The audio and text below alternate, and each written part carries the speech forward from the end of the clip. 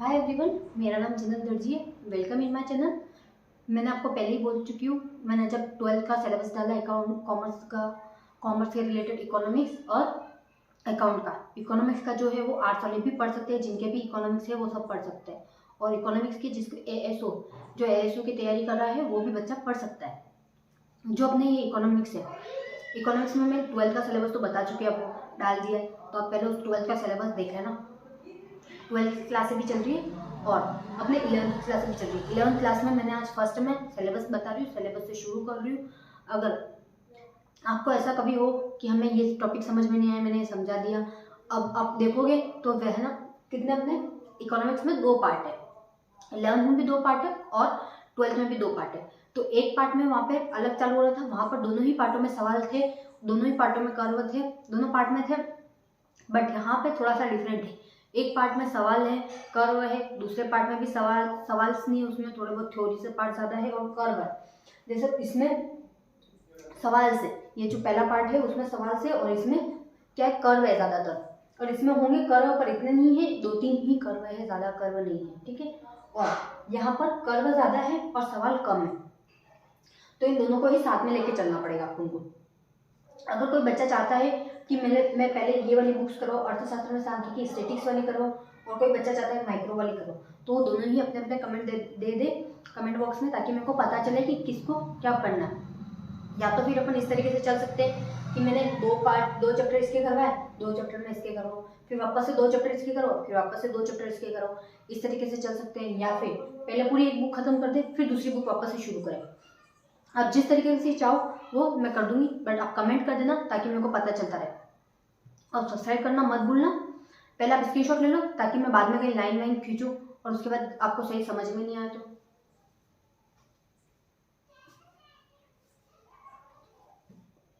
ले लिया स्क्रीनशॉट। अब अपने किसका सिलेबस बता रही हूँ मैं, इकोनॉमिक्स का सिलेबस बता रही हूँ। इकोनॉमिक्स का सिलेबस बता रही हूँ, कौन सी क्लास का बता रही हूँ, 11th क्लास का बता रही हूँ, ठीक है। किस क्लास का बता रही हूँ, 11th क्लास का। 11th क्लास में कितने भाग है, पहले तो 2 पार्ट है। पहला पार्ट है अपने अर्थशास्त्र में सांख्यिकी स्टैटिक्स इन इकोनॉमिक्स, और सेकंड है अपना व्यष्टि अर्थशास्त्र माइक्रो इकोनॉमी।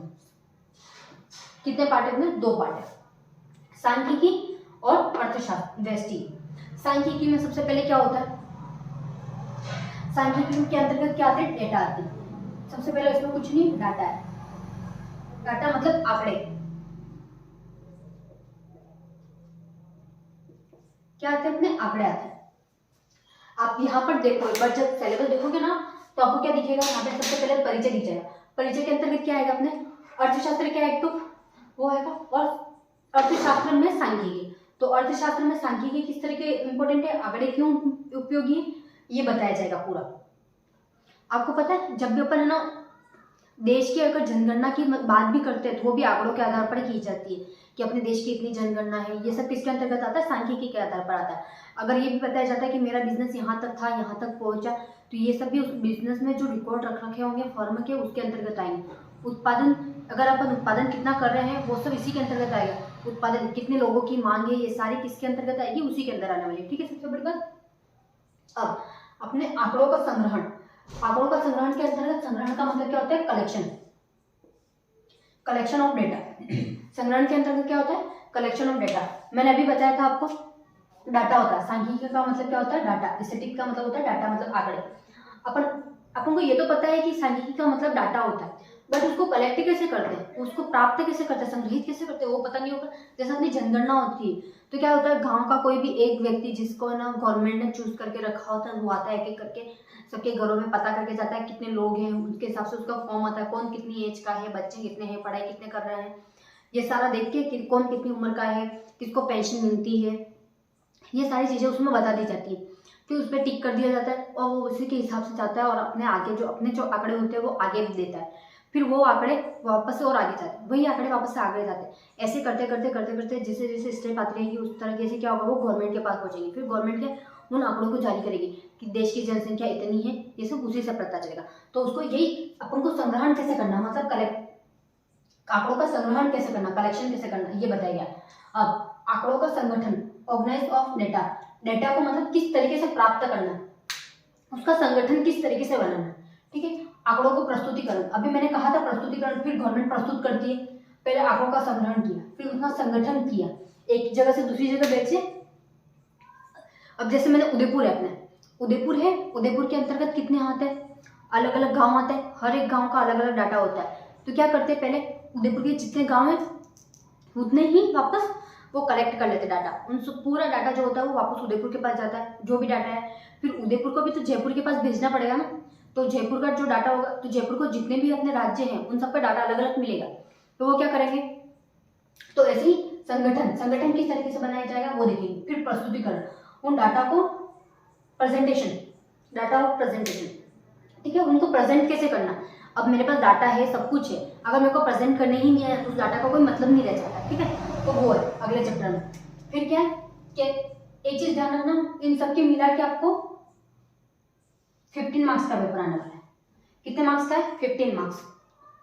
अब एक केंद्रीय प्रवृत्ति की माप, मेजर ऑफ सेंट्रल टेंडेंसी, मतलब केंद्रीय प्रवृत्ति कौन सा है, केंद्रीय मतलब अपने गवर्नमेंट किस चीज को क्या किस तरीके से कर रही है वो उसके बारे में बताया जाएगा, ठीक है, वो क्या किस तरीके से कैलकुलेशन कर रही है वो सब। परीक्षापण के माप, मैंने ये पहले बोला था, नहीं है अपने पास चैप्टर तो मैं पढ़ाऊंगी भी नहीं, ठीक। अगर कोई एआईएसओ वाला है बच्चा जो तैयारी कर रहा है, अगर वो चाहता है कि मैं पढ़ा, तो मेरे को कमेंट बॉक्स में बता दें। सहसंबंध क्या है, कोरिलेशन, सहसंबंध मतलब इस डाटा का और इस डाटा का क्या संबंध हुआ, ये सारे संबंध बताए जाएंगे वहां पर अलग अलग तरीके से, ठीक है।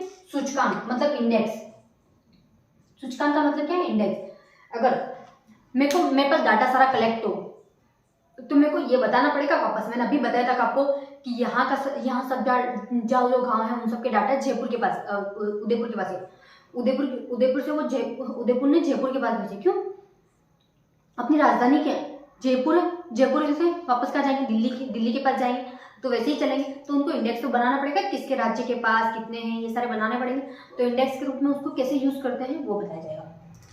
अब सांख्यिकी विधियों का उपयोग, स्टैटिस्टिक्स ऑफ मेथड, मतलब सांख्यिकी विधियों का कहाँ यूज करना है, किस तरीके की कौन कौन सी सांख्यिकी विधियां है वो सारी इसके अंदर बताएंगे। अब अपने पार्ट सेकंड के अंदर देखते हैं व्यष्टि अर्थशास्त्र, माइक्रो इकोनॉमिक्स। आपने है ना, जब मैंने 12th का सिलेबस बताया था उसके अंतर्गत भी व्यष्टि अर्थशास्त्र था, आपने देखा होगा, तो मैंने उसका भी सिलेबस बताया, तो उसमें किसका अध्ययन होता है वो भी मैंने उसमें थोड़ी सी डिटेल्स बता के रखी है, तो एक बार आप उसको भी देख लेना, ठीक है।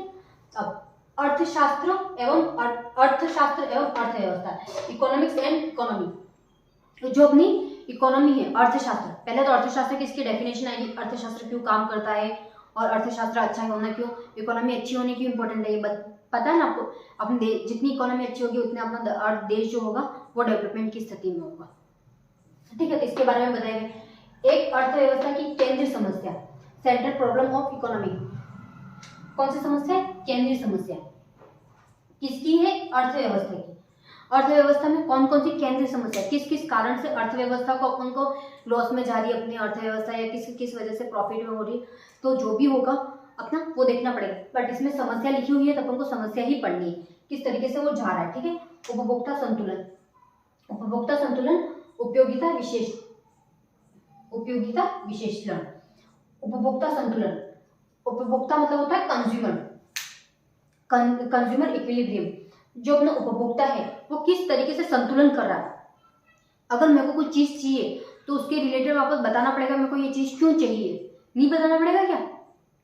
तो ये जो भी व्यक्ति अपने ये चीज बताते हैं कि मेरे को ये चीज क्यों चाहिए, अगर किसी की इनकम कम है तो किस तरीके की चीज खरीदेगा, किसी की इनकम ज्यादा है तो किस तरीके की चीज प्राप्त कर सकता है और वो संतुष्ट हो सकता है, इसके बारे में यहाँ बताया गया होगा, अमीर और गरीब, ठीक है।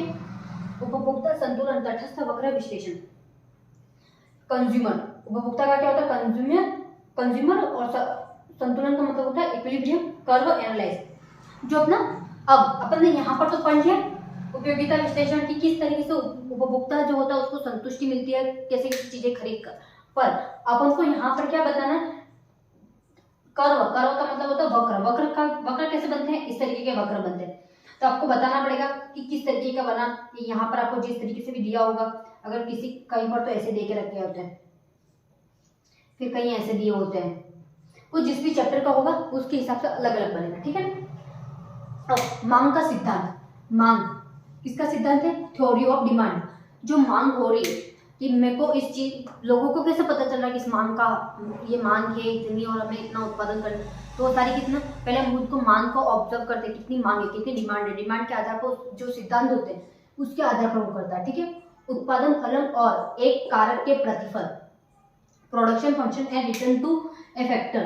फलन मतलब उत्पादन का किस तरीके से करना है वो सारा एक कारक के प्रतिफल, एक कारक को प्राप्त करने के लिए। उसके बारे में बताया गया होगा। मांग की लोच, मांग की क्या है, कीमत लोच है, प्राइस इलास्टिसिटी ऑफ डिमांड। मांग की लोच मतलब यहाँ क्या मांग का सिद्धांत देखा गया या मांग की लोच।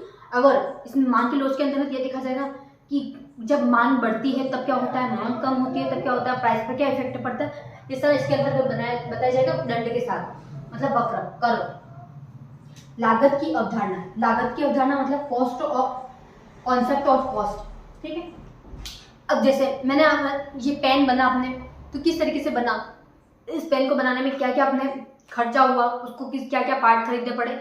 ये बोर्ड बना है तो उस बोर्ड को खरीदने के लिए, पहले बनाने के लिए ऐसे तो बन तो नहीं गया होगा सीधा, उसको भी बनाने के लिए अलग अलग पार्ट बने होंगे, तो ये सारा उसके अंतर्गत रिलेटेड होगा। ठीक है, संप्राप्य आय की अवधारणा, कॉन्सेप्ट ऑफ रेवेन्यू मतलब अपनी आय कैसे जनरेट हो रही है, क्या है आय, क्या होता है, संप्राप्य का मतलब ये आय होता है, आय का मतलब होता है रेवेन्यू, रेवेन्यू किस तरीके से जनरेट हो रहा अपना, इनकम होती है कि गवर्नमेंट को, तो किस तरीके से हो रही है, मतलब गवर्नमेंट जो होती है वो दूसरे देश से भी आयात निर्यात करती है, तो उनसे भी अपन को कोई प्रॉफिट हो रहा होगा तो ये अपन आयात निर्यात करते, नहीं तो नहीं करते ना।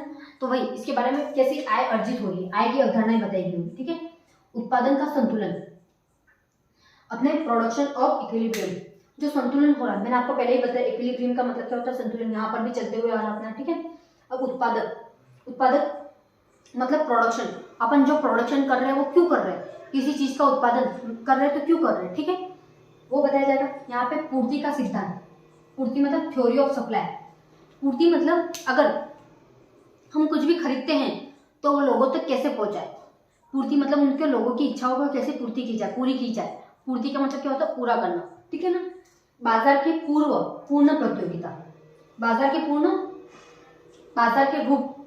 के रूप पूर्ण प्रतियोगिता, from the market perfect conception.